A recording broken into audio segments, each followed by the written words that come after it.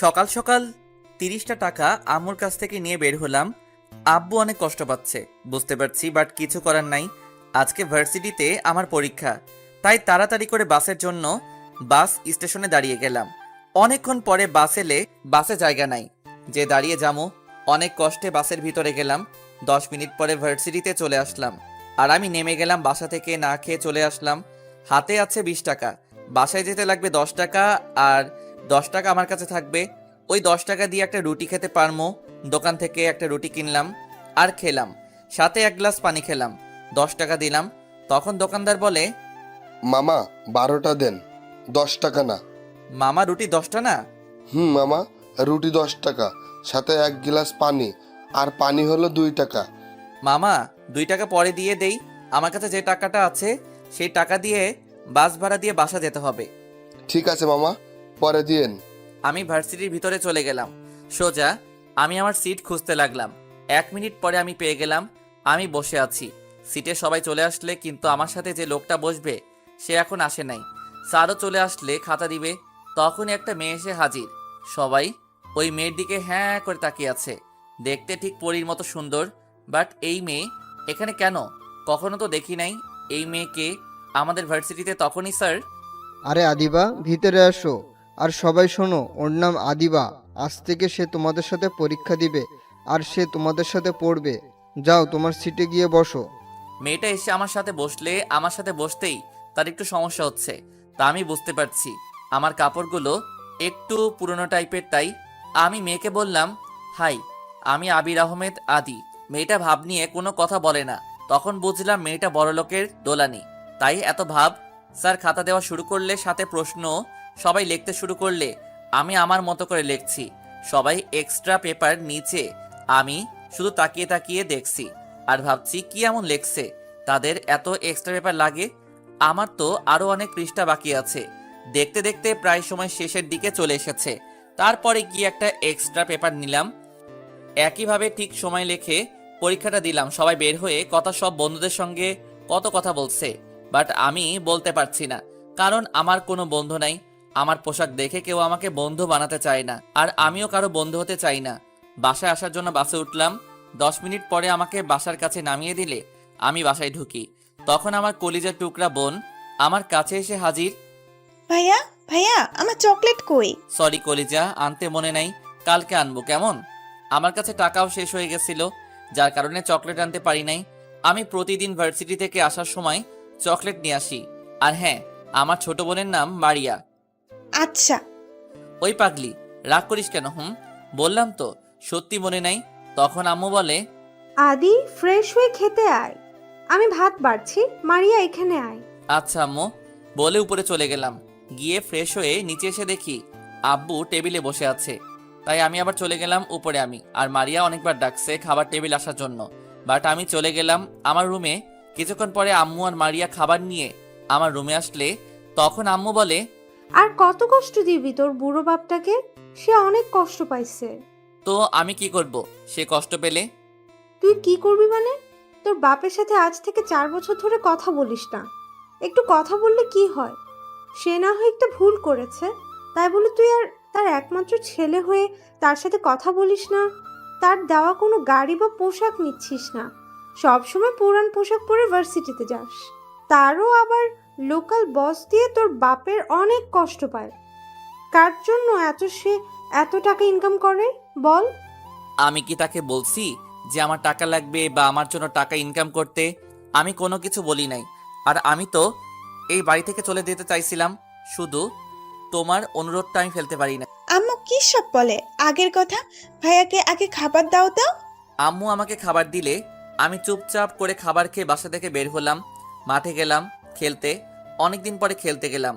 আমাকে মাঠে দেখে এলাকার ছোট ভাইরা অনেক খুশি হলে সবাই আমার কাছে আসলে, আর সবাই বলছে, ভাই, এতদিন পরে আপনি মাঠে আসলেন।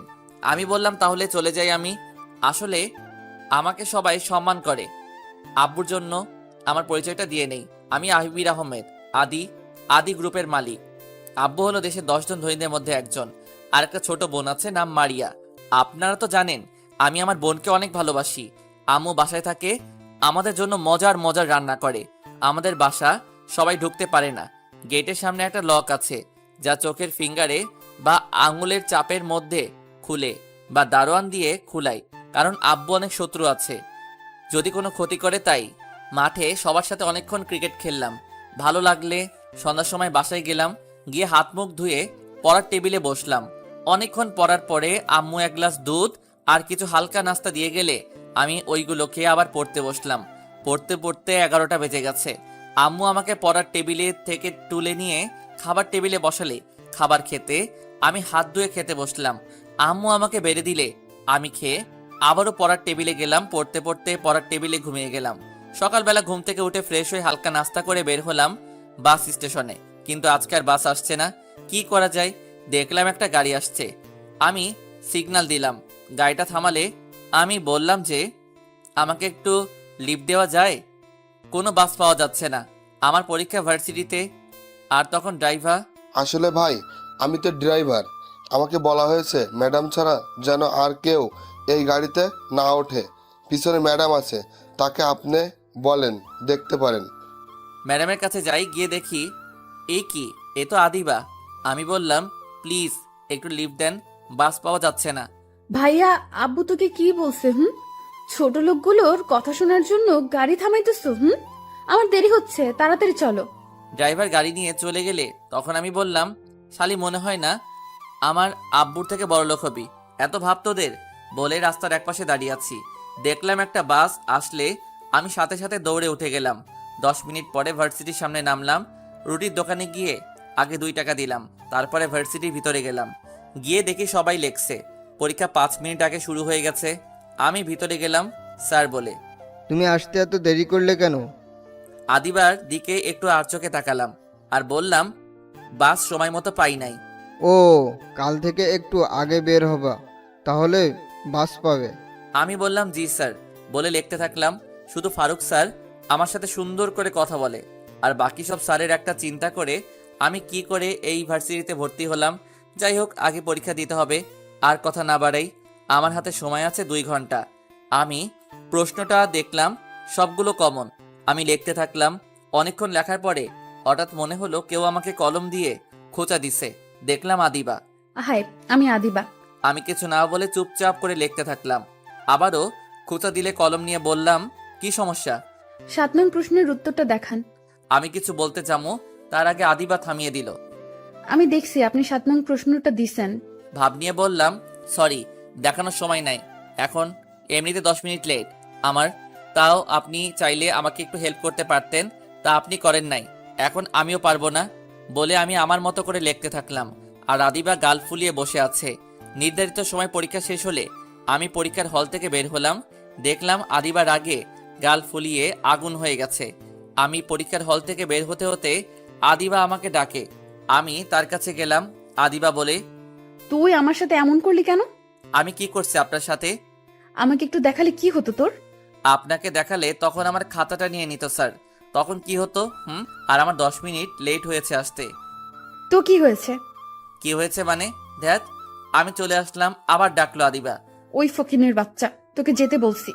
আমি রাগকে কন্ট্রোল করতে পারি নাই, গিয়ে সাথে সাথে কয়েকটা বসিয়ে দিলাম গালে। ওই ফকিনের বাচ্চা, তোর সাহস কত তুই আমাকে থাপ্পড় মারলি? আবারও 2টা বসিয়ে দিলাম। চুপ, একেবারে চুপ। আরেকবার বললে তোর খবর আছে। ফকিনীর বাচ্চাকে। কেন তুই? তোর পোশাক দেখলে বোঝা যায় তুই কেমন ফ্যামিলির ছেলে। পোশাক দিয়ে কাউকে বিচার করতে নাই, কার মধ্যে কি আছে কেউ বলতে পারে না। তুই আমাকে মারার সাহস কোথায় পেলি? এখনই আমি প্রিন্সিপাল স্যারের কাছে বিচার দেব তোর নামে। দেখ তোর কি হাল করি আমি। প্রিন্সিপাল আমার আব্বুর বন্ধু। মেয়েদের একটা স্বভাব, কোনো কিছু না পারলে আরেকজনের ক্ষমতা দেখায়, পারলে নিজের যোগ্যতা কিছু করে দেখা। ওকে ওকে, আমি আমার যোগ্যতা দিয়ে আমার প্রতিশোধ নিমু, যা। আমি চলে আসলাম ভার্সিটি থেকে। আজকে ছোট বোনের জন্য চকলেট দিতে হবে, তাই আজকে আর বাসে না গিয়ে হেঁটে হেঁটে বাসায় আসলাম। ছোট বোনের চকলেট নিয়ে আমি বাসায় এসে কলিং বেল দিতেই ছোট বোন এসে দরজাটা খুলে দিলে আমি মারিয়ার হাতে একটি চকলেট দিয়ে আমার রুমে গেলাম। গিয়ে ফ্রেশ হয়ে নিচে আসলাম। আম্মু আমার জন্য খাবার বেড়ে রাখছে, আমরা একসাথে খাবার খেলাম। বাট মারিয়া মন খারাপ। আমি বললাম, কি রে তোর মন খারাপ কেন? ভাইয়া, কাল থেকে তুই আমাকে সাথে করে নিয়ে আসবি স্কুল থেকে। আচ্ছা, তা না হয় করবো, কিন্তু সমস্যাটা কি? সেটা বলবি তো? ভাইয়া, স্কুলের সামনে কিছু পকেটের ছেলে আছে, আমাকে বাজে বাজে কথা বলে। আমার রাগটা আরো বেড়ে গেলে, আচ্ছা তুই আমাকে একটু দেখিয়ে দিস তো কারা এই ছেলে পেলে। এখন গিয়ে ঘুমা যা। আমি রুমে চলে আসলাম, রাগে মাথা গরম হয়ে আছে। আমি মারিয়া স্কুলে এক ফ্রেন্ডের ভাইকে কল দিলাম, দিয়ে বললাম যে তার ছোট ভাই তামিমকে যেন ফোনটা দেয়। সে তার ভাইকে ফোনটা দেয়। আমি জানতে চাইছি ছেলেগুলো কে। তারপরে সে বলে। আমি সাথে সাথে পিস্তল নিয়ে বের হলাম বাসা থেকে। আমার লাইসেন্স করা পিস্তল আছে, আব্বু আমার জন্য সুরক্ষার জন্য এইটা আমাকে দিছে। আমি সোজা চলে গেলাম স্কুলের সামনে গিয়ে দেখি ওরা সবাই বসে আছে। দেখে সাথে সাথে 2-3টা বুলেট ছাড়লাম। সবগুলো ভয় চুপ করে দাঁড়িয়ে গেলে একটা লম্বা চুলওয়ালা সে চিল্লাচিল্লি করতে শুরু করে।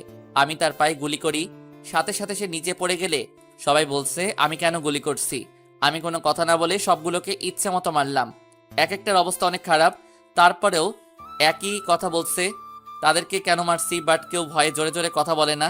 আমি বললাম, শালা বাচ্চু, তোরা আমার বোনকে খারাপ নজরে দেখোস আর উল্টো পাল্টা কথা বলিস, আজকে তোদের মাস্তানি করা একেবারে বের করব। বলে ওদের হাতে আর মুখে ইচ্ছে মতো মারছি। তখনই পুলিশ আসলে। এই ছেলে, তুমি পিস্তল কই পেলে? আর সবাইকে এইভাবে মারছো কেন? সবগুলো ছেলে বলে, স্যার আমাদেরকে বাঁচান, এই ছেলে আমাদেরকে মেরে ফেলবে স্যার। ওদেরকে মেরে ফেলবো বলে আর 2-1টা লাথি মারলাম। রাগ আমার কমছে না। ওই ছেলে, ঠান্ডা হও আর বলো কি হয়েছে। আর পিস্তলটা আমাকে দাও, তোমার পরিচয় বলো, না হলে তোমার বিরুদ্ধে মাস্তানি করার কারণে মামলা হবে। আমি আবির আহমেদ আদি। বাবার নাম বললাম, তাতে পুলিশ বুঝতে পারছে। আর বললাম ওরা আজকে আমার বোনকে ইফটিজিং করছে। শুধু আমার বোনকে না, আরও অনেকের বোনের সাথে করে। আমার আব্বুকে কল দেয় আর আমার সম্পর্কে বলে, তারপরে আরও অনেক কথা বলে রেখে দেয়। তারপরে পুলিশ বলে, এইগুলো বেঁচে থেকে লাভ নাই, শালাদেরকে রাস্তার মধ্যে মেরে ফেলা দরকার। বলে 2-1টা লাথি দিলে আর আমাকে বলে, আজকে পর থেকে এখানে আর ইফটিজিং হবে না, এখানে 2 করে পুলিশ থাকবে সব সময়। আর তুমি তোমার পিস্তলটা নিয়ে বাসায় যাও, আর স্যারকে কিছু বলবেন না। ভাই, যদি স্যারকে বলেন তাহলে আমার চাকরি নাও থাকতে পারে। আব্বুকে কিছু বলবো না, বাট নেক্সট টাইম যদি কোনো মেয়ে ইফটিজিং এর শিকার হয় তাহলে তার পরিণতি অনেক খারাপ হবে। বলে চলে আসলাম বাসায়। সোজা রুমে চলে গেলাম, ঘুমানোর চেষ্টা করলাম। কিছুক্ষণ পরে আব্বু বাসায় আসলে এসে আম্মুর সাথে চিল্লাচিল্লি শুরু করলে। কিছুক্ষণ পরে আম্মু আসলো আমার রুমে। আদি নিচে আয়, তোর আব্বু কথা বলবে তোর সাথে। নিচে গেলাম, সাথে সাথে আব্বু আমাকে 2টা চড় মারে। আমি চুপ করে দাঁড়িয়ে আছি। মাস্তান হয়েছে না, আমাকে তো খুনি বাবা বলবে যখন আমি রাস্তা দিয়ে বের হব। কেন মারামারি করছিস? খুনি বাবা বলে কষ্ট হবে যদি। রাস্তা লোকেরাই বলে ওই যে যাচ্ছে ধর্ষিতার বাবা যাচ্ছে দেখ, তখন কি ভালো লাগবে? যাদেরকে আমি মারছি তারা 2 ঘন্টা আগে মারিয়ার সাথে নোংরা নোংরা কথা বলছে, আরো অনেক ভাষার কথা বলছে। আর যখন মারিয়া তার ভাইকে বলে তাকে কিছু ছেলে নোংরা কথা বলে, তাকে সেভ করার জন্য তখন কোনো ভাইয়ের মাথা ঠিক থাকবে? আমি তাদেরকে মেরে ফেলতে চাইছিলাম, পুলিশ বাঁচিয়ে দিচ্ছে। আব্বু চুপ হয়ে গেছে আর সবাই বসে পড়লে মারিয়াকে বলল, মারিয়া, আদি যা বলছে তা কি সত্যি?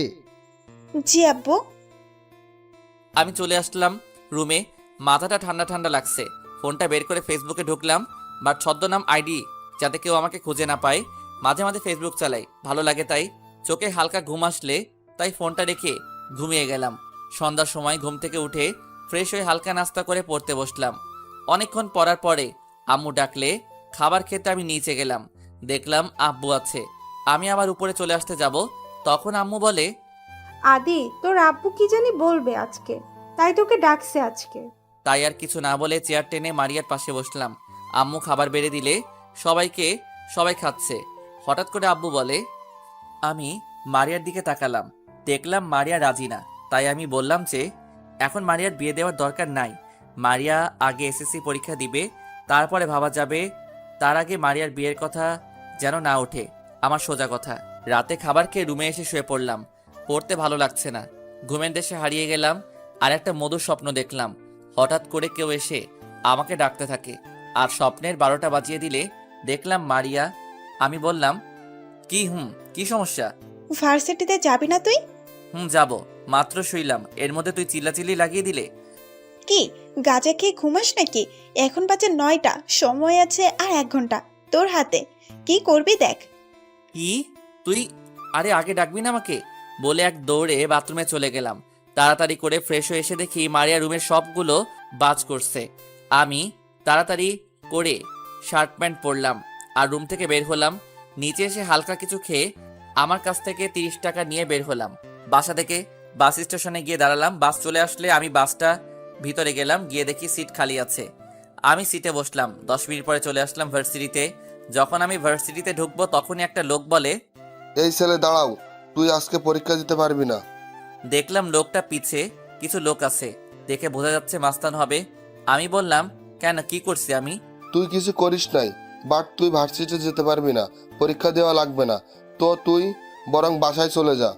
না বড় ভাই, আমি পরীক্ষা দেব। আপনারা যদি এমন করেন তাহলে আমি পুলিশ ডাকবো। আমাকে পুলিশের ভয় দেখাস না?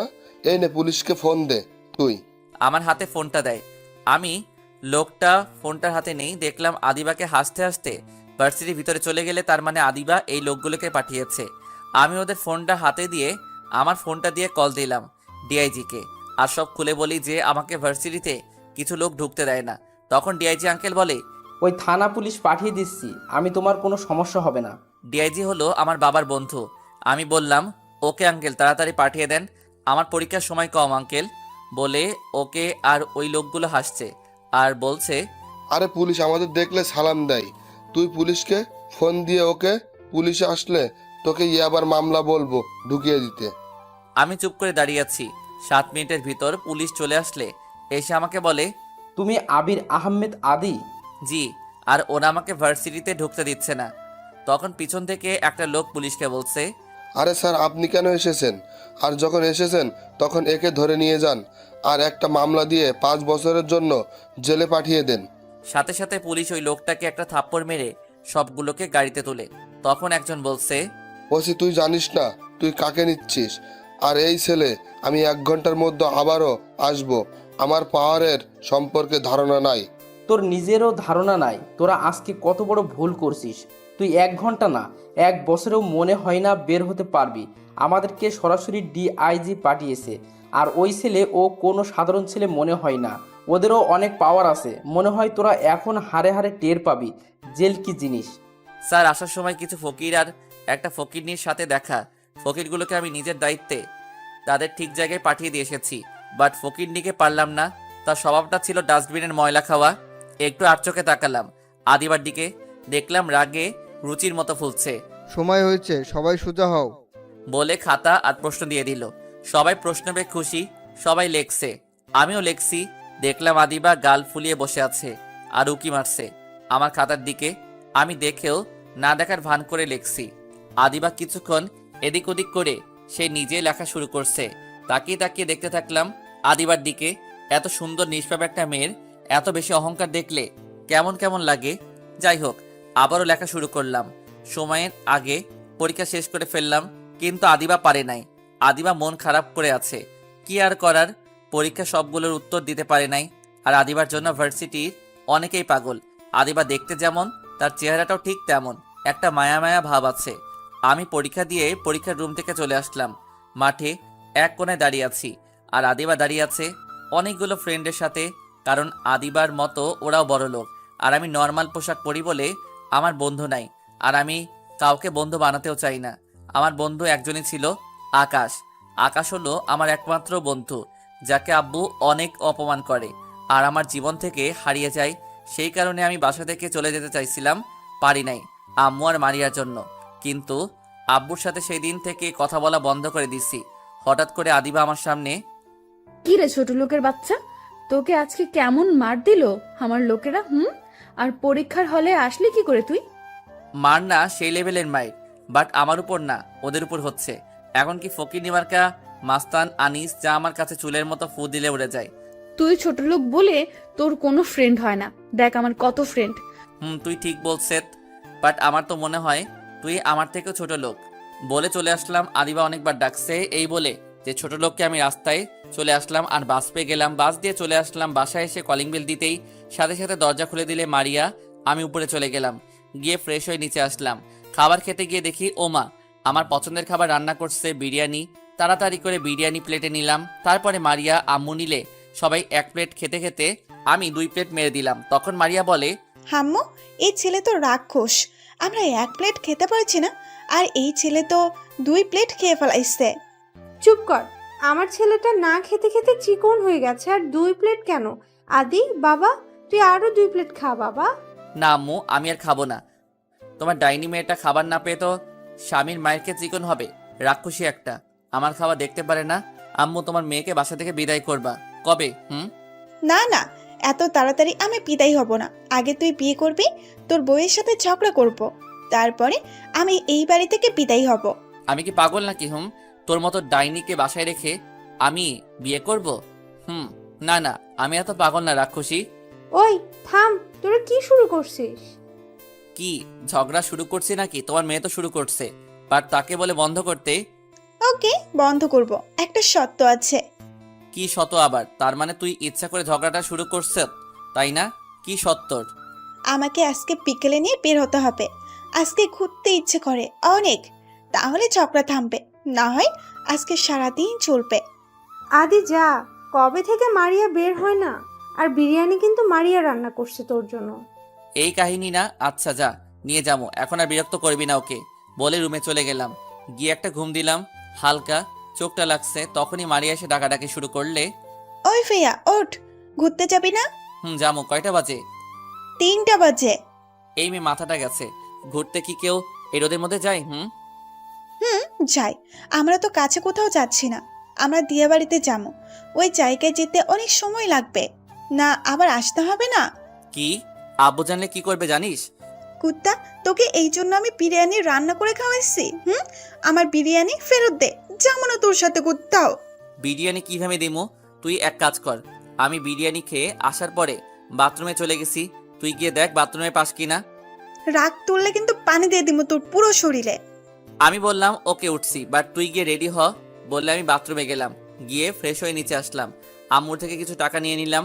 দেখলাম মারিয়া চলে আসলে রেডি হয়। আম্মু থেকে বিদায় নিয়ে একটা সিএনজি নিয়ে চলে গেলাম দিয়া বাড়িতে। বাসা থেকে গাড়ি নিয়ে আসি নাই, কারণ আব্বু কোনো কিছু আমি চাই না। আসলে জায়গাটা অনেক সুন্দর। মারিয়াকে নিয়ে হাঁটছি, হঠাৎ মারিয়া বলে, ভাইয়া, ওই যে ফুচকার দোকান, আমি ফুচকা খামো, চল ভাইয়া। মারিয়াকে নিয়ে আমি চলে গেলাম ফুচকার দোকানে। মারিয়া একটা ফুচকার অর্ডার দিলে আমি ফুচকা খাই না। মারিয়া জানে মারিয়া খাচ্ছে, মাঝে মাঝে আমাকেও একটা করে খাওয়াই দিচ্ছে। আসলে ভাই বোনের ভালোবাসাটা অন্যরকম হয়। সারাটা বিকাল মারিয়াকে নিয়ে হেঁটে হেঁটে আমার পায়ে ব্যথা করছে। আমি মারিয়াকে বললাম চল বাসায় যাই, বলে মারিয়াকে নিয়ে বাসায় চলে আসলাম। এসে দেখি আব্বু সোফায় বসে আছে। আমাদেরকে দেখে আব্বু বলতে লাগলো, আমার এতগুলো গাড়ি কার জন্য কিনেছে? বেড়াতে গেলে বাসা থেকে একটা গাড়ি নিয়ে যেতে পারলে না? কাদের জন্য আমি টাকা কামাই করি? আপনাকে কেউ বলে নাই যে আমাদের টাকা লাগবে, আপনার টাকা আপনার কাছে রাখেন। বলে রুমে চলে আসলাম। আর আব্বু চিল্লাচিল্লি শুরু করে দিলে আমি ফ্রেশ হয়ে পড়ার টেবিলে বসলাম। আমি সোজা পড়ার টেবিলে চলে আসলাম। আব্বু চিল্লাচিল্লি করতে শুরু করলে আমি চুপচাপ করে বসে আছি। হঠাৎ রুমে আম্মু আসলে, এসে বলে, কি দরকার ছিল এত দেরি করে আসার? এখন তোর আব্বু চিল্লাচিল্লি করছে। আমি আম্মুকে বললাম এখন আমি পড়বো, তুমি যাও। বলে আম্মুকে পাঠিয়ে দিলাম। আর আমি পড়তে শুরু করলাম। কালকে পরীক্ষা হিসাব বিজ্ঞান, তাই ভালো করে পড়তে হবে, লিখতেও হবে। রাত ভরে শুধু লেখছি আর লেখছি। কখন যে পড়ার টেবিলে ঘুমিয়ে গেলাম। সকালবেলা কারো ধাক্কায় আমার ঘুমটা ভেঙে আমি দেখলাম মারিয়া। ওই, তোর না পরীক্ষা আর তুই এখন ঘুমাস? পরীক্ষা? আমার টেনশন তোর কেন?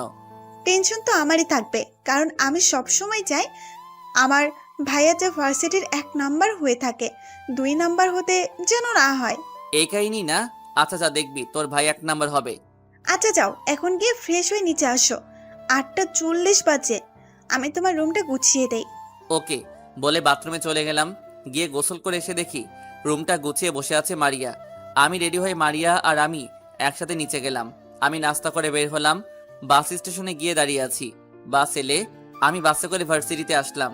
আজকে একটু তাড়াতাড়ি চলে আসলাম। মাঠে এক কোণে বসে আছি আর ভাবছি আকাশের কথা। আকাশ থাকলে না কত ভালো হতো। হঠাৎ করে একটা কাশির শব্দ হলে দেখলাম আদিবা আমার সামনে দাঁড়িয়ে আছে কিছু ফ্রেন্ড নিয়ে। আমি বললাম, সমস্যা কি আপনার? সমস্যা হলে তুই আচ্ছা বলতে তুই কেমনি এই ভার্সিটিতে ভর্তি হলি?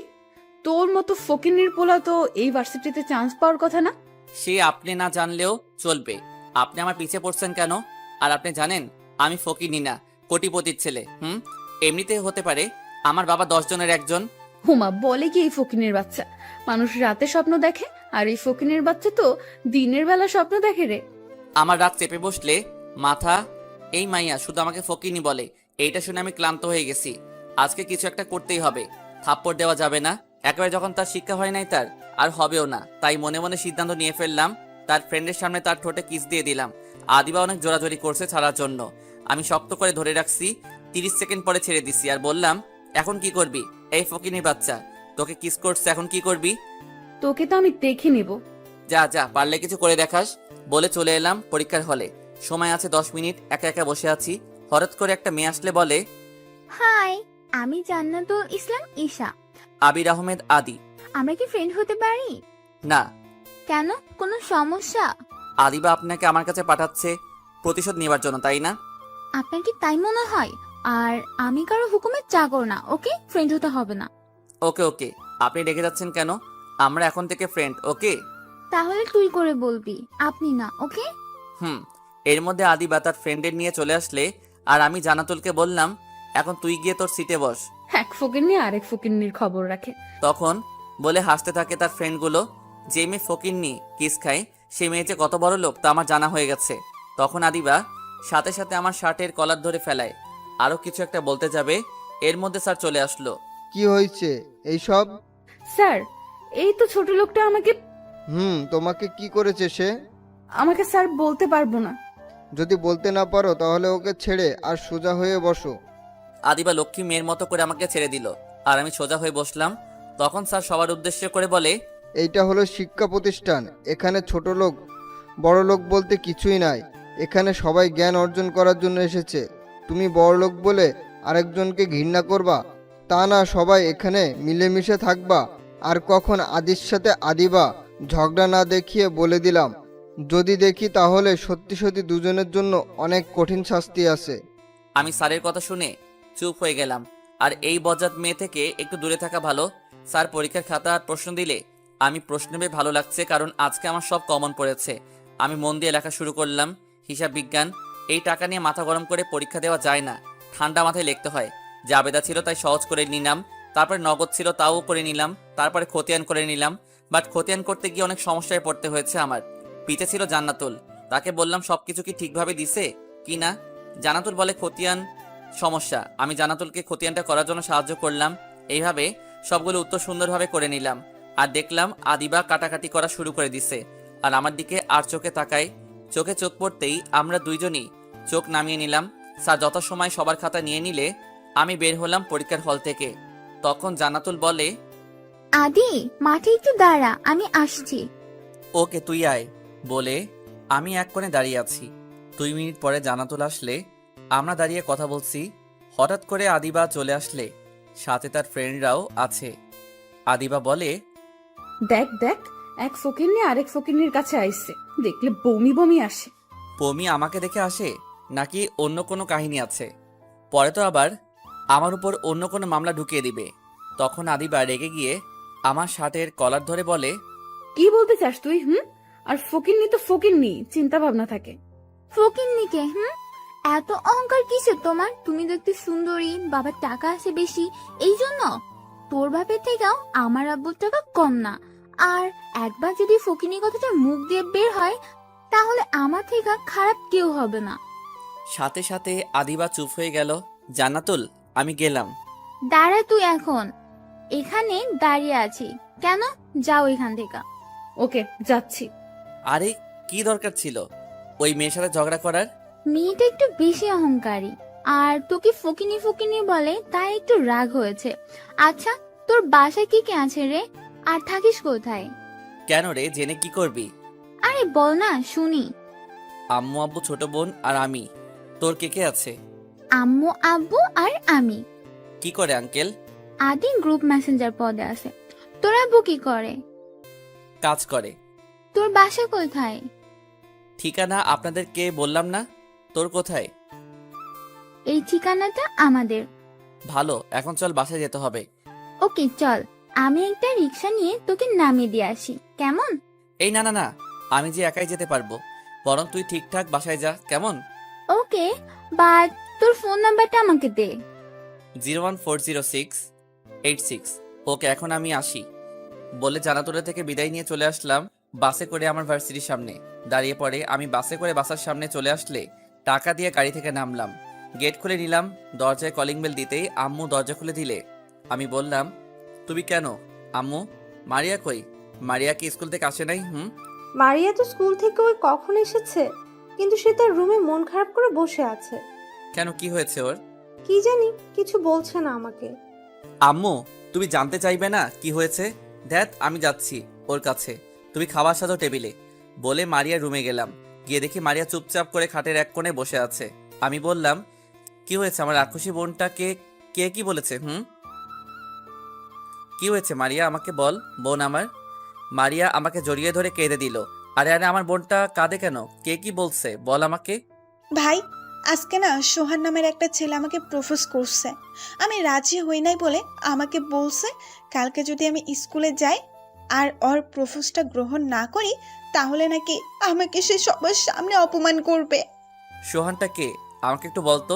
আমাদের স্কুলের সভাপতির ছেলে, অনেক বখাটে। আচ্ছা, এই জন্য তোর মন খারাপ, তাই না? আচ্ছা চল, এখন খাবার খাবি, ঠিক আছে? পরে দেখছি কি করা যায়। তুই খাবার টেবিলে যা, আমি ফ্রেশ হয়ে আসছি। আমি যাচ্ছি, তুমি আসো। আর আমার চকলেটটা কই? চকলেট আগে একটা হাসি দে তুই, তারপরে পাবি। সবসময় কি হাসি আসে নাকি? কিন্তু চকলেটের জন্য হলেও জোর করে হাসি দিতে হয়। আমি সেটা জানি। তোর হাসিটা দেখলে আমার ভালো লাগে বোন। তুই সবসময় এভাবে হাসি খুশি থাকবি, কেমন? আর এই নে তোর চকলেট। ভাইয়া, আমি নিচে যাচ্ছি, তুমি আসো। আমি বললাম, আসছি। বলে আমার রুমে গেলাম। গিয়ে দেখে একটা কল আসলে কলটা কেটে আমার এক বন্ধুকে কল দিলাম। তার বাসা মারিয়ার স্কুলের সাথে। আমি বললাম, বন্ধু, সোহানের সম্পর্কে কিছু বলবি আমাকে? কেন, কি হয়েছে একটু বলবি আমাকে? তেমন কিছু না। সোহান একটা বখাটে ছেলে, শুধু মেয়েদের পিছন পিছন ঘুরে আর প্রপোজ করে। রাজি না হলে মেয়েটার ইজ্জত হারাতে হয়।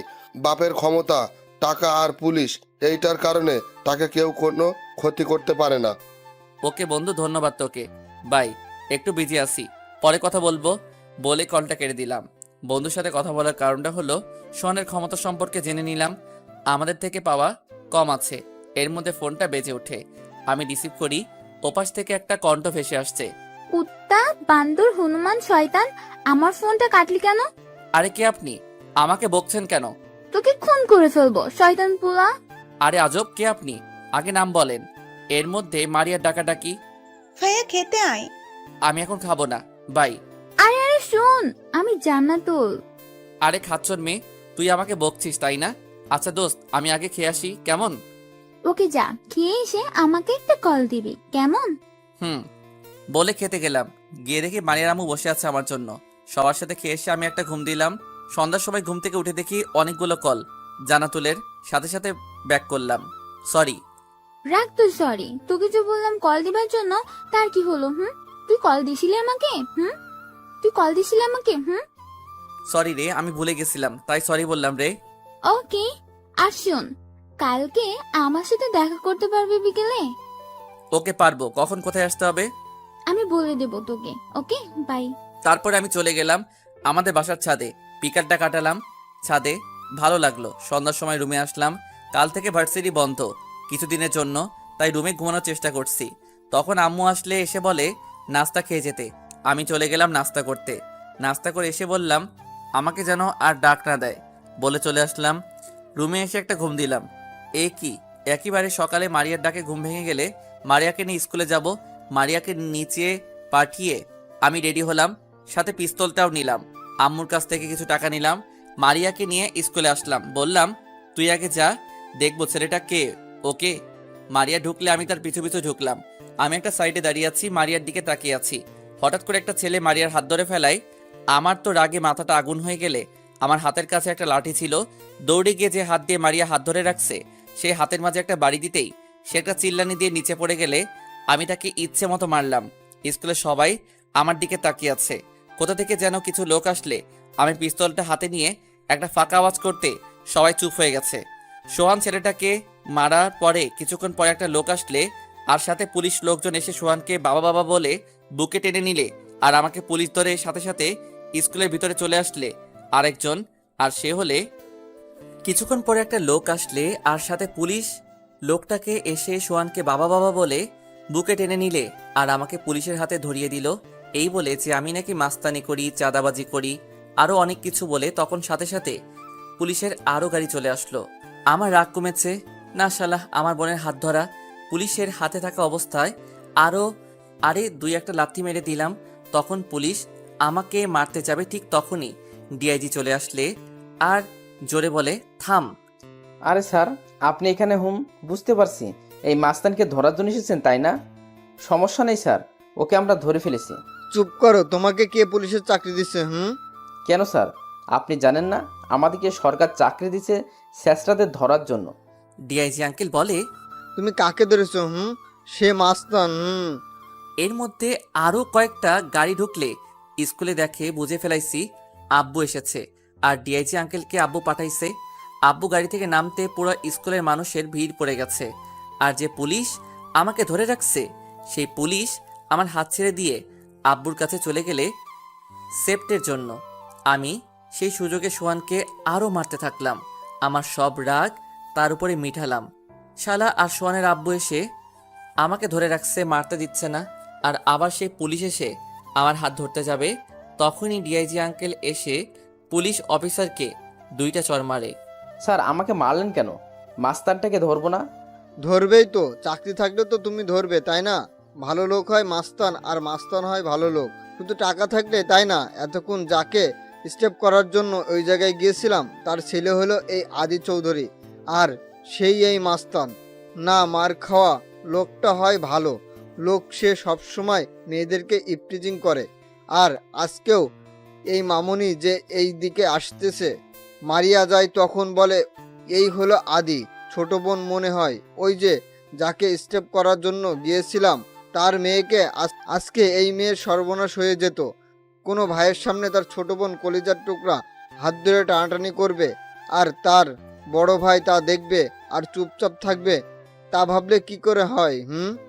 এটাকে ছেলে না বাবা, বেটাকে এখানে শেষ করে দেওয়া উচিত। সাথে সাথে সোহান আর তার বাপ ডিআইজির পায়ে পড়ে যায়। ডিআইজি বলে, আমি কিছু করতে পারবো না, যাদের কাছে তুমি অপরাধী তাদের কাছে যাও। সাথে সাথে মারিয়া পায়ে পড়ে যায়। মারিয়া পা সরিয়ে নেয়, তারপরে আমার কাছে আসে, বাট সোহান আসে না। যদি আবার মারি ভয় পেয়ে আসে না। তারপরে আস্তে আস্তে করে আমার পায়ে পড়ে, তখন একটা লাথি দিয়ে আমার সামনে থেকে সরিয়ে দেই আর বলি, যেখানে আমার বোন তোদেরকে ক্ষমা করে নাই সেখানে তোরা আমার পায়ে ধরতে এসেছিস। বলে আবারও মারতে যাব, তখন আব্বু বলে, থামাদি, এই কুকুরগুলোকে আর মারিস না, তাদেরকে পুলিশের হাতে তুলে দে, শেষ জীবনটা জেলে পচে মরুক। আমি থেমে গেলাম। পুলিশ ওদেরকে নিয়ে গাড়িতে উঠালে তারপরে যে পুলিশটা আমাকে ধরছে সে এসে আমাকে সরি বলে আর বলে, ওই লোকটা আমাকে এমনভাবে বলে যে আমার মাথাটা নষ্ট করে দিল, তাই তোমার সাথে খারাপ ব্যবহার করেছি। সরি ছোট ভাই। স্যার, আপনি আপনার জায়গায় ঠিক কাজটা করেছেন, বাট সত্যিটা না জেনে ভুলটা করেছেন। পুলিশ আঙ্কেল, বাপ বেটাকে এমন শিক্ষা দিয়ে ছাড়বেন যেন কোনো বাপ তার ছেলেকে এমন শিক্ষা না দেয়। এই স্কুলে অনেক মেয়ের জীবনটা নষ্ট করে দিয়েছে ওরা। তুমি চিন্তা করো না মামনি, ওদের কঠিন বিচার হবে। এই বলে পুলিশ চলে গেলে সব ছাত্রছাত্রীরা হাতে তালি দিয়ে আমাকে অভিনন্দন জানালে। আব্বু মারিয়াকে গাড়িতে উঠালে আমাকে উঠতে বলে, আমি উঠি নাই, বললাম একটা কাজ আছে বলে চলে আসলাম। আব্বু মারিয়া গাড়ি করে চলে গেলে আমি হেঁটে হেঁটে বাসায় গেলাম। বাসায় ঢুকতেই আব্বু চিল্লাচিল্লি। আদি, দাঁড়া। কি বলো?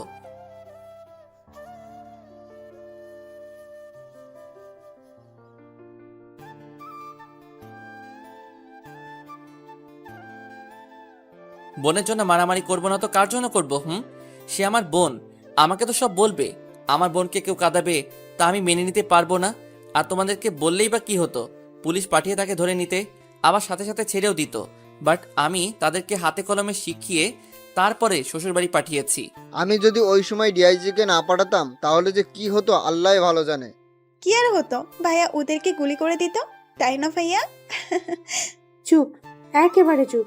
শয়তানি বুদ্ধি ছাড়া আর কোনো বুদ্ধি আসে না মাথায়। যা রুমে যা। আমি চলে আসলাম রুমে, এসে মাথাটা ঠান্ডা করার জন্য শুয়ে পড়লাম। খাটে আস্তে আস্তে করে ঘুমের দেশে হারিয়ে গেলাম। হঠাৎ করে ঘুমটা ভেঙে গেলে আসলে আমি একটা স্বপ্ন দেখলাম। একটা মেয়েকে, বাট তার চুলের জন্য তার মুখ দেখা যাচ্ছে না, কারণ তার এলোমেলো চুল বাতাসে উঠছে। তখনই তার মুখখানি দেখতে যাব, তখনই ঘুমটা ভেঙে গেলে আফসোস নিয়ে বাথরুমে গেলাম। এসে দেখি জান্নাতুল কল দিছে। আমি রিসিভ করে তখন জানাতুল বলে, এই হারামি কই তুই? কেন বাসায় কিছু বলবি? শালা তুই না আমার সাথে দেখা করবি? সব কি ভুলে বসে আছিস কুত্তা? ও সরি, আসছি। কই আসতে হবে বল। সরি তোর কাছে রাখ, তুই এই ঠিকানায় চলে আয় কেমন? বলে ফ্রেশ হয়ে নিচে আসলাম। তখন আম্মু বলে, কই যাস বাবা আদি? এই যে আম্মু, একটু বাইরে যাব, বন্ধুর সাথে দেখা করতে। কয়েকটা টাকা দাও তো। আম্মু 500 টাকা দিলে আর বলে, তাড়াতাড়ি যেন বাসায় ফিরি। আমি ওকে বলে চলে আসলাম বাহিরে। জান্নাতুলের ঠিকানা গিয়ে দেখি রাক্ষসীটা আগে চলে আসছে। আমি বললাম, বল, দেখা করতে বললি কেন? কোনো সমস্যা হয়েছে নাকি? না, আজকে তোকে আমি ট্রিট দেব, তাই এখানে আসতে বলছি। সত্যি নাকি? বাট হঠাৎ ট্রিট কেন? এমনি তোকে ট্রিট দিতে মন চাইছে, তাই দিলাম। বল কি খাবি? আমার তবে একটা খাবার পছন্দ, বিরিয়ানি। তাই আমি কাচ্চি বিরিয়ানি অর্ডার দিলাম 2 প্লেট। 4 মিনিট পরে বিরিয়ানি আসলে আমরা বিরিয়ানি খেলাম। খেয়ে রেস্টুরেন্ট থেকে বের হলাম। তখন জানাতুল বলে, সামনে একটা পার্ক আছে, ওইখানে গিয়ে বসি। চল। চলে গেলাম ওই জায়গায়। প্রায় সময় ওইখানে আসি মারিয়াকে নিয়ে। বিকালটা ভালো লাগে, অনেক বাচ্চা আসে, খেলাধুলা করে, পরিবেশটা দেখতে সুন্দর লাগে। চল ওই জায়গায় বসি। গিয়ে বসলাম। আচ্ছা আদি, তুই কি কখনো প্রেম করছিস? না রে, এইসব প্রেম ভালোবাসা আমার ভালো লাগে না। তুই করছ? না, তবে একটা ছেলেকে আমার খুব ভালো লাগে, বাট ভয় বলতে পারছি না। কি ছেলে না কি? আর তুই ভয় পাস? তোর তো অনেক সাহস। ভালো লাগলে বলে ফেল, আর না হয় পরে আর বলতে পারবি না। আচ্ছা, ছেলেটার নাম কি রে? তখন জানাতুল নামটা শুনে আমার মনটা কেমন কেমন যেন করতে শুরু করে দিল। জানাতুল যে নামটা বলে সেই নামটা হলো আকাশ।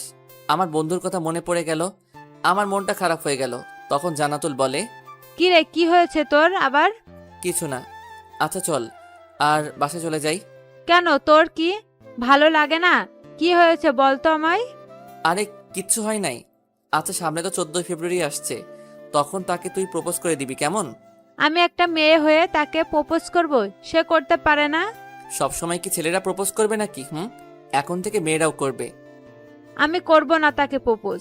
ওকে, না করলে নাই, বাট নিজে জিনিসটা যখন অন্যের সাথে দেখবি তখন দেবদাসী হয়, কান্না করিস কেমন? না না, আমি কান্না করতে পারবো না, আর ওকে অন্য কারোর সাথে দেখতেও পারবো না। আচ্ছা তুই কি দেখবি? কে? না রে, একেবারে বিয়ের সময় দেখবো আমাদের দোলাভাইকে। ও মা গো, মেয়ে তো লজ্জাও পাইছে। বাহ বাহ, ভালো তো। কুত্তা, তুই জানিস না মেয়েরা বিয়ের কথা বললে লজ্জা পায়? ও মা, তাই নাকি? এই কথাটা কি সত্যি নাকি? মেয়ে বিয়ের কথা শুনলে লজ্জা পাই? আচ্ছা চল, আজকে তুই আমাদের বাসায়। না রে, আমি বাসায় যেতে হবে এখন।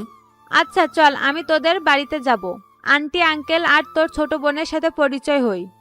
দেখ, তুই হলি বড় লোকের একমাত্র মেয়ে, আমার মতো সামান্য একটা ছেলের বাসা যাবি, তা মানায় না রে। কুত্তা, বন্ধুদের মধ্যে কখনো বড় লোক আর ছোট লোক হয় না রে। চল এখন আমি তোদের বাসায় যাব। তুই পাগল নাকি?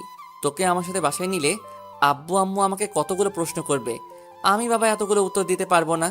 তোকে অন্য এক সময় নিয়ে যাব কেমন? আমি ইচ্ছা করে নিচে যাই নাই, আমি চাই না কেউ আমার পরিচয়টা জানুক। ওকে, বাট আমাকে নিয়ে যাবি কিন্তু। ওকে, আচ্ছা যা, নিয়ে যাব একদিন। এখন আমাকে যেতে হবে, সন্ধ্যা হয়ে আসছে। ঠিক বলছো, চল তোকে দিয়ে আসি আমি। না, আমি যেতে পারবো। তুই ওই যে রিক্সাটা থেমে আছে ওইটা দিয়ে চলে যা, আমি একটা বাসে করে চলে যাচ্ছি কেমন? আচ্ছা, তুই আমার সাথে রিক্সায় গেলে কি এমন হবে? কিছু হবে না, বাট আমি কোনো মেয়ের সাথে রিক্সায় উঠতে পারবো না রে, কেউ দেখলে আমার সমস্যা হবে। এই রিক্সা মামা যাবে এই ঠিকানা জায়গায়?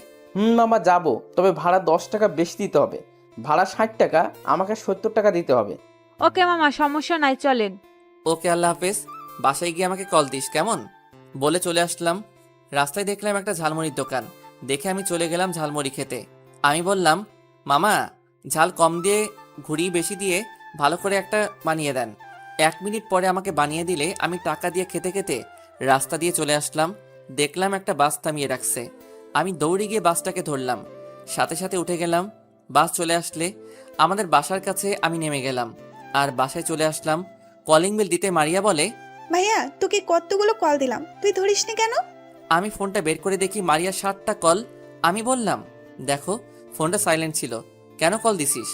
ভাইয়া ফুচকা খাবো, ঝালমুড়ি খাবো, চল না ভাইয়া। কি? এখন সন্ধ্যা হয়েছে, আব্বু বাসায়, আমাকে বকা শোনাবি নাকি?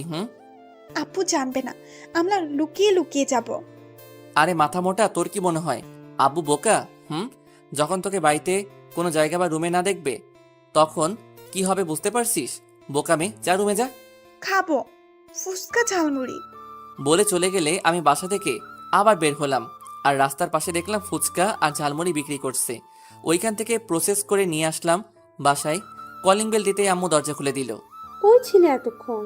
আর হাতে কি এটা? তোমার মেয়ে কই? ঘুম পড়ছে আর গাল ফুলে আছে, কি জানি। আচ্ছা থাক, আমি আসছি। মারিয়া গাল ফুলে আছে, তার কারণ আমার হাতে প্যাকেটগুলো দেখবা, কিছুক্ষণ পরে সব কিছু ঠিক হয়ে যাবে। কি যে করিস দুই ভাই বোন, আল্লাহ ভালো জানে। আমি আর কিছু না বলে উপরে চলে গেলাম।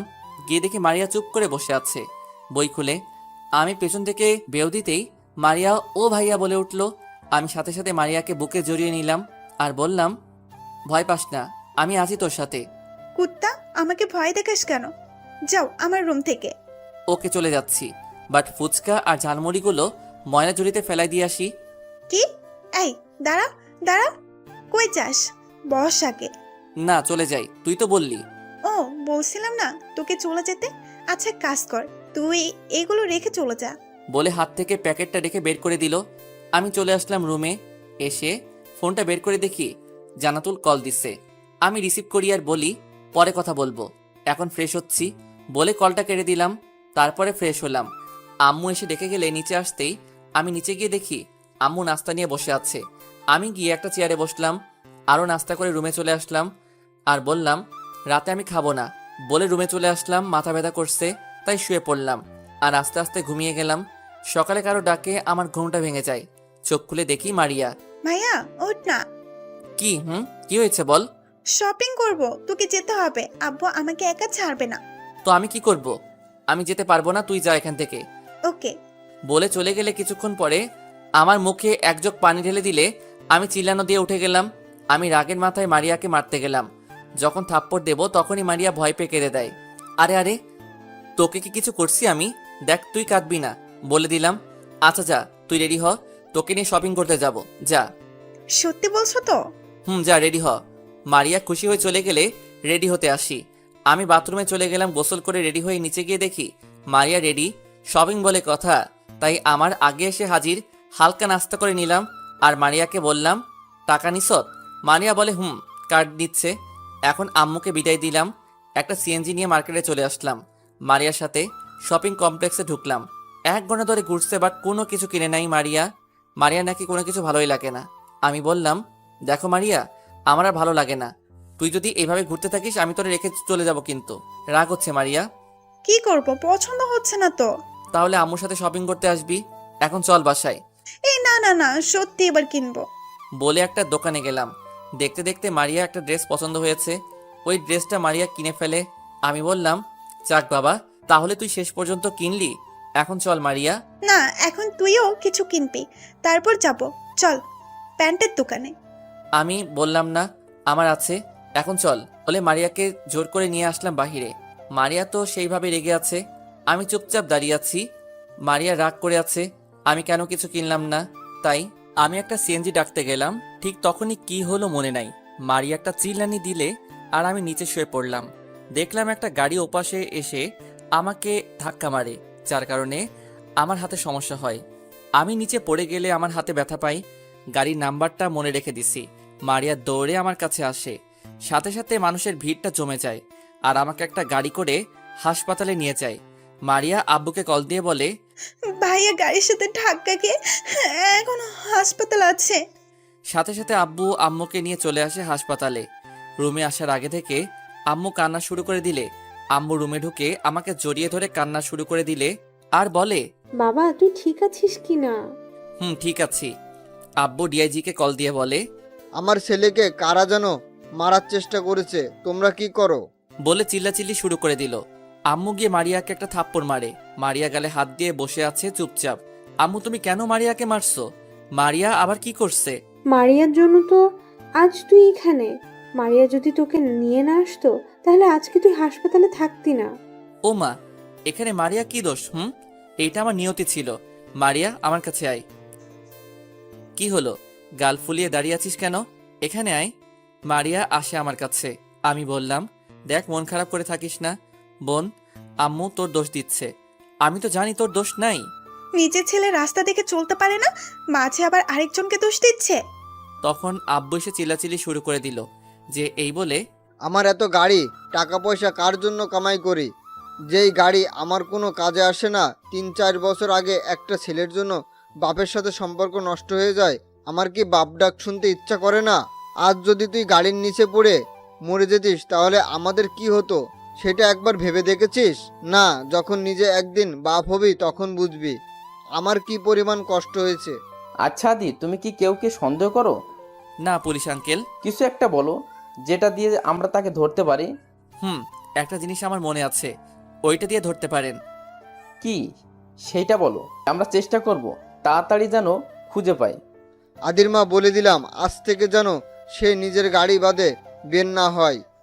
তোমার ছেলের মাথাটা ঢুকিয়ে দিও। আদি কি বলছে তুই শুনছিস? চুপ হয়ে আছি।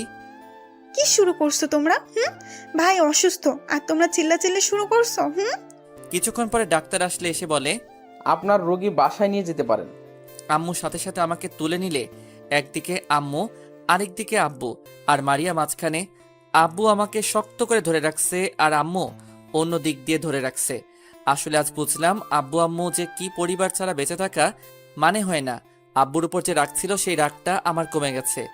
আমাকে গাড়িতে ওঠানো হলে এক পাশে আম্মু, আরেক পাশে মারিয়া আর আব্বু সামনের সিটে। ঠিক মতো রাস্তা পার হতে পারিস না তুই? পারি তো, বাট কখন যে কি হয়ে গেল আমি বুঝে উঠতে পারি নাই। বুঝবে কি করে? বুঝতে হলে চোখ কান খোলা রাখতে হয়। আবারও ভাইয়াকে বকা দিচ্ছ তোমরা? চুপ থাক, বেশি কথা বলিস কেন তুই? কিছুক্ষণ পরে আমি বাসায় চলে আসলাম। আমাকে আমার রুমে দিয়ে আসলে আমি শুয়ে পড়লাম। হঠাৎ করে মনে পড়লো আমার ফোনের কথা। আমি সাথে সাথে মারিয়াকে ডাকলাম আর বললাম আমার ফোন। মারিয়া বলে, আমি জানি না, কই তোমার ফোন? কি তুই ফোনটা রাখবি না? এত কিছু খেয়াল ছিল না। যা তুই আমার সামনে থেকে যা এখন। রাগের কি আছে? নতুন একটা ফোন কিনে নিলে তাহলেই তো হয়। আমি চুপ করে আছি। মারিয়া কিছুক্ষণ পর ফোনটা আমার হাতে দেয়। ফোনটা পেয়ে আমার মুখে একটা হাসি ফোটে। কি আছে এই ফোনে যা তোমার হাসি ফুটালো? তুই বুঝবি না বলে মারিয়াকে রুম থেকে বের করলাম। তখনই জান্নাতুলের কল। কি রে, কি খবর তোর? আলহামদুলিল্লাহ ভালো, তোর কি খবর? আলহামদুলিল্লাহ ভালো আছি। দেখা করতে পারবি আজ? না রে, এখন আর দেখা করা সম্ভব না। আচ্ছা পরে কথা বলি, আম্মু এসেছে বলে কলটা কেটে দিলাম। কি করিস? শুয়ে আছি। দেখলাম আব্বু আম্মু পিছে খাবার নিয়ে দাঁড়িয়ে আছে। আমি আমাকে শুয়ে থেকে তুলে দিলে আব্বু নিজের হাতে আমাকে খাবার খাওয়াই দিল। আসলে আব্বু আম্মু যে কি তা এখন বুঝতে পারছি। খাওয়া দাওয়া শেষ করে আমাকে শুয়াই দিল। এইভাবে কেটে গেল অনেক দিন।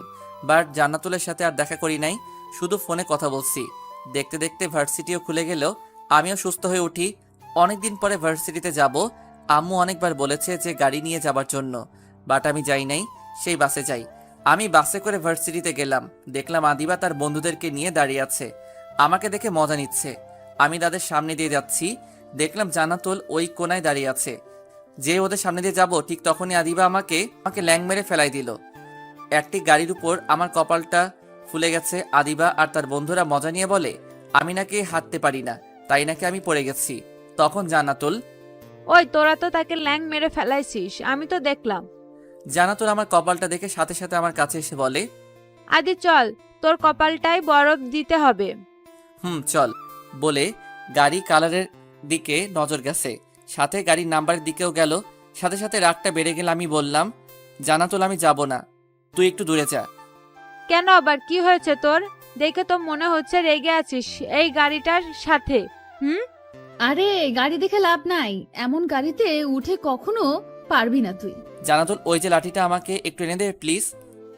ওকে এনে দিচ্ছি, বাট কি করবি? বলতে বলতে জান্নাতুল আমাকে এনে দিলে লাঠিটা আমি হাতে নিয়ে প্রথম বাড়িটা সামনের গ্লাসে মারলাম। সাথে সাথে আদিবা লাফ দিয়ে উঠলে, এই তুই কি পাগল হয়ে গেছস নাকি? ওই ফকিন্নির পোলা, তোকে বেচলেও এই গাড়ির এক চাকাও কিনতে পারবি না। কে শুনে কার কথা? আমি ইচ্ছে মতো গাড়ির কাজ ভাঙছি। জান্নাতুল আমাকে বাধা দিচ্ছে, বাট আমি কারো কথা শুনছি না। কেউ আমার কাছে আসেও না ভয়ে। আদিবা তার আব্বুকে কল দিয়ে সব বলে, আর আমি এই দিক দিয়ে সব কমপ্লিট করে ফেলাইছি। তখন জান্নাতুল বলে, আদি তুই বাসায় চলে যা, আদিবা তার বাবাকে কল দিছে। আমি শিওর আদিবার বাবা পুলিশ নিয়ে আসবে। প্লিজ আদি, চলে যা তুই। আরে পুলিশ আসলে আসবে, বাট আমি কোথাও যাব না। আমাকে যদি ধরে নিয়ে যায় যাক, তুই এত টেনশন করিস কেন? করব না টেনশন। তোর কোনো আইডিয়া আছে গাড়ির দাম কত হবে? 50 লাখ হবে। আমাকে পুলিশ ধরে নিয়ে যাবে তো যাক, দেখি কোন পুলিশ আমাকে ধরে। বলে জানাতুলের হাত ধরে আদিবার সামনে দিয়ে চলে আসলাম। আর বেচারি বসে বসে কান্না করছে। জানাতুল শুধু চিন্তা করে যাচ্ছে। আমার গাড়ি ভাঙা দেখে সবাই অবাক। কিছুক্ষণ পরে ভার্সিটিতে পুলিশের গাড়ির সাথে একটা ভদ্রলোক ও আদিবা দৌড়ে গিয়ে ভদ্রলোককে আমাকে দেখিয়ে দিল।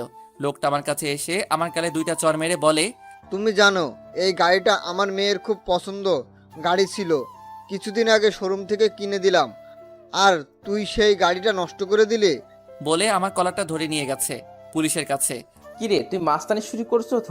আজ বুঝতে পারবে মাস্তানির ফল কি হয়। স্যার, আদির কোনো দোষ নাই। আদিবা তো আদিকে ল্যাং মেরে ফেলায়, আর আদির কপালটা ফুলে যায়, তাই রাগের বসে সে এইটা করে বসে। ওই মেয়ে, যাও এখান থেকে যাও। বলে জানাতুল করে পাঠিয়ে দিলে আর আমাকে বলে, তোর বাড়ির নাম্বারটা দে, কল দেই। বাড়ির নাম্বার দিয়ে কি হবে বলেন? আমি যা করছি তার ঠিক কাজটাই করছি অফিসার। চুপ কর। সাথে ভদ্রলোকটা বলল, কি এমন করেছে ছোট লোকটা? আমার মেয়ের শখের জিনিসটা নষ্ট করে দিছিস, তাকে নিয়ে চলেন। কি হলো, দে নাম্বার। আমি কিছু না বলে আমার ফোনটা বের করে ডিআইজি আঙ্কেলকে কল দিয়ে পুলিশ অফিসারের কাছে দিলাম।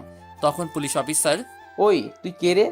তাড়াতাড়ি করে গাড়ির জরিমানা নিয়ে ভার্সিটিতে চলে আয়, আর না হয় তোদের সবাইকে ধরে নিয়ে এমন মামলা দিব আর কখনো বের হতে পারবি না। ওই তুমি কে? আমি ডিআইজি বলছি। তুমি কোন থানার পুলিশ অফিসার? পুলিশের হাত থেকে ফোনটা পড়ে যাচ্ছে। মাটিতে পড়ার আগে ফোনটা আমি ধরে নিলাম। আর আমি ডিআইজি স্যারের সাথে কথা বলছি। ডিআইজি বলে, কি নাম অফিসারের? আমি নামটা দেখতে যাব, তখন দেখি হাত দিয়ে নামটা আড়াল করে ফেলায় আর বলে চোখে ইশারায় সরি। আমি ডিআইজি আঙ্কেলের সাথে কথা বলে ফোনটা রাখলাম। আমি যে থানায় মামলা করছি ওই থানায় ওসিকে ফোন দিয়ে বলি ভার্সিটিতে আসার জন্য। কিছুক্ষণ পরে চলে আসে 2 ওসি। একটু দূরে গিয়ে কথা বলে কথা শেষ করে চলে আসলে, এই গাড়িটা আপনার মেয়ে চালায় তাই না? ডিআইজি ওসি সাহেব। কয় তারিখে কিনে দিছেন? 7 তারিখে। সাথে সাথে পুলিশ আমাকে ছেড়ে দিয়ে আদিবা ধরে ফেলে। তা দেখে তো সবাই অবাক। ভদ্রলোক বলে, এই কি হচ্ছে? মামলা করলাম, আমি আপনাকে আনছি আমি মাস্তানকে ধরার জন্য, বাট আপনি আমার মেয়েকে ধরেছেন, মানে কি? আপনার মাথা ঠিক আছে তো? আপনার মেয়ের নামে মামলা হয়েছে 7 দিন আগে, মার্ডার মামলা। এই ছেলেটাকে মারার চেষ্টা করেছিল, এই ছেলের জন্য বেঁচে যায়, বাট তার হাতের সমস্যা হয়, তাই ছেলেটা রাগে বসে গাড়িটার গ্লাস ভেঙে। এখন আমরা আপনার মেয়েকে ধরে নিয়ে যাব যতক্ষণ না মামলা তুলছে। ভদ্রলোক তার মেয়েকে জিজ্ঞেস করে যে পুলিশ যা বলছে তা কি ঠিক কিনা। আদিবা আমতা আমতা করতে শুরু করে। তাতে ভদ্রলোক বুঝে যায়, আমার কাছে এসে বলে, বাবা তুমি আমার ছেলের মতোই, ওই সময় তোমার গায়ে হাত তুলেছিলাম, সরি বাবা, আমাকে ক্ষমা করো, না বুঝে তোমাকে একটা থাপ্পড় দিলাম। আরে আঙ্কেল, ক্ষমা চাইতে হবে না, আপনি তো বলছেন যে আমি আপনার ছেলের মতো। তখন লোকটা বলে, আমার মেয়েটাকে আমি মানুষ বানাতে পারি নাই বাবা, মামলাটা তুলে ফেলাও, যদি টাকা লাগে তাহলে আমি আপনাকে টাকা দেব। তখন একটা ওসি এসে বলে, ওই যে মিস্টার, আপনি কাকে টাকা গরম দেখাচ্ছেন? জানেন কে উনি, কার ছেলে? তখন আমি পুলিশ অফিসারকে থামিয়ে দিয়ে ভদ্রলোককে বলি, আপনার মেয়ের বিরুদ্ধে মামলা আমি তুলে নেব, বাট আপনার মেয়েকে এইটা শুধু বলতে বলেন যে আমার কাছে এসে সবার সামনে সরি বলতে, তাহলে আমি মামলা তুলে নেব। তখন আদিবার বাবা, ওকে তোমাকে সরি বলবে। বলে আদিবা কাছে যায় আর সরি বলতে বলে। আদিবা সাথে সাথে মানা করে। আদিবার বাবা সাথে সাথে একটা থাপ্পড় মেরে বলে, যাও বলছি ছেলেটার কাছে সরি বলো। আদিবা রাগে ফুলে আছে, আমার সামনে এসে আমাকে সরি বলে। আমি কিছু না বলে দাঁড়িয়ে আছি। আদিবা আমার সামনে থেকে চলে যায় আর আমি পুলিশকে বলি মামলাটা আমি তুলে নিলাম, সব এখানে শেষ। বলে পুলিশ চলে যায়। তখন জান্নাতুল, ওই আদি, বুঝলাম না কি থেকে কি হলো, আমাকে একটু খুলে বলতে কি হয়েছিল এতক্ষণ? আদিবা যে কিনা এত অহংকার মনের মধ্যে, সে মেয়ে তোকে সরি বলতে বাধ্য হয়েছে? এত কিছু জানতে হবে না তোর, এখন চল ভিতরে যাই, ক্লাসের সময় হয়ে গেছে। চলে, বাট আজকে কোনো কিছু আমি বুঝলাম না, কি হলো? আগে চল ক্লাস করে নেই, তারপরে না হয় একদিন জানাবো। বলে ক্লাসে চলে আসলাম। সবাই আমাকে দেখে চুপ হয়ে গেছে। আমি আমার সিটে বসে পড়লাম। এর মধ্যে স্যার চলে আসলে স্যার এসে আমাকে বলে, আদি তুমি দাঁড়াও তো। আমি দাঁড়িয়ে গেলাম। তখন স্যার বলে, কি হয়েছে আজকে তোমার আর আদিবার মধ্যে একটু বলবা? আর গাড়িটা কেন নষ্ট করছে তারা? স্যার পরীক্ষা যেদিন শেষ হয় সেই দিন আমাকে একটা গাড়ি ধাক্কা মারে। তখন ক্লাসের সবাই অবাক। তখন আমি আবারও বলতে থাকলাম, যখন আমাকে ধাক্কা মারে তখন আমি অল্পের জন্য বেঁচে যাই, বাট আমার হাত মচকে যায়। তার জন্য আমি 1 সপ্তাহ শুধু বিছানায় ছিলাম। 1 সপ্তাহ পরে আমি ঠিক হই, বাট আমার আব্বু তখন পুলিশকে কল দেয় আর মামলা করে। আমি ওই গাড়ির নাম্বার আর কালারটা আমার মনে ছিল, তার উপর ভিত্তি করে আমার মামলাটা নেওয়া হয়। আজ যখন আমি ভার্সিটিতে আসি, এখন আদিবা দাঁড়িয়ে আছে। আমি যখন তার সামনে দিয়ে যাচ্ছি তখন সে আমাকে ল্যাং মেরে ফেলায় আর আমার কপালটা ফুলে যায়। আর যখন দেখলাম ওই গাড়িটা, তখন থেকে আমার পুরা মাথা গরম হয়ে যায় আর রাগের বশে তার গাড়িটা নষ্ট করে ফেলাই। তারপরে কাহিনীটা সবাই দেখছে।